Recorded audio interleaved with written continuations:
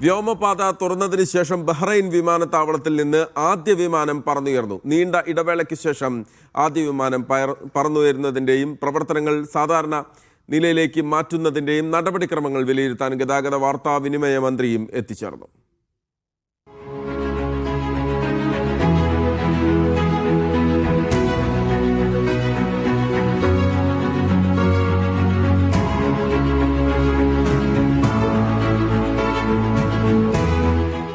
നാൽപ്പത് ദിവസങ്ങൾക്ക് ശേഷം ബഹ്റൈൻ അന്താരാഷ്ട്ര വിമാനത്താവളത്തിൽ നിന്ന് ആദ്യ വിമാനം പറന്നുയരുന്ന കാഴ്ച. ആ കാഴ്ചക്ക് സാക്ഷ്യം വഹിക്കാനാണ് ഗതാഗത വാർത്താവിനിമയ മന്ത്രി doctor Sheikh Abdullah bin Ahmed Al Khalifa എത്തിയത്.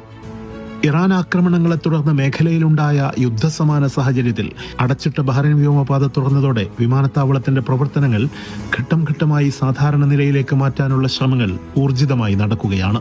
പ്രവർത്തനങ്ങൾ നേരിട്ട് കണ്ടു വിലയിരുത്താനാണ് ഗതാഗത വാർത്താവിനിമയ മന്ത്രി ബഹ്റൈൻ അന്താരാഷ്ട്ര വിമാനത്താവളത്തിലെത്തിയത്. ആദ്യ വിമാനം പറന്നുയർന്നതും വിമാന സർവീസുകൾ സാധാരണ നിലയിലേക്ക് മാറുന്നതും വ്യോമയാന മേഖലയിൽ പ്രവർത്തിക്കുന്ന ടീം ബഹ്റൈന്റെ കൂട്ടായ പരിശ്രമങ്ങൾ കാരണമാണെന്ന് മന്ത്രി പറഞ്ഞു. സുരക്ഷിതമായ യാത്രകൾക്കായി വിമാനത്താവളം സജ്ജമാണെന്നും വിമാന സർവീസുകൾ ഘട്ടം ഘട്ടമായി പുനരാരംഭിക്കുമെന്നും അദ്ദേഹം വ്യക്തമാക്കി. വിമാനത്താവളത്തിന്റെ പ്രവർത്തനങ്ങൾ കാര്യക്ഷമമായി ഏകോപിപ്പിച്ച സുരക്ഷാ ഉദ്യോഗസ്ഥരെയും ജീവനക്കാരെയും മന്ത്രി അഭിനന്ദിച്ചു. വ്യോമപാത അടച്ച ഘട്ടത്തിൽ ബഹ്റൈന് നൽകിയ സഹകരണത്തിന് സൗദി അറേബ്യയോട് കടപ്പാടും നന്ദിയുമുണ്ടെന്ന് മന്ത്രി പറഞ്ഞു.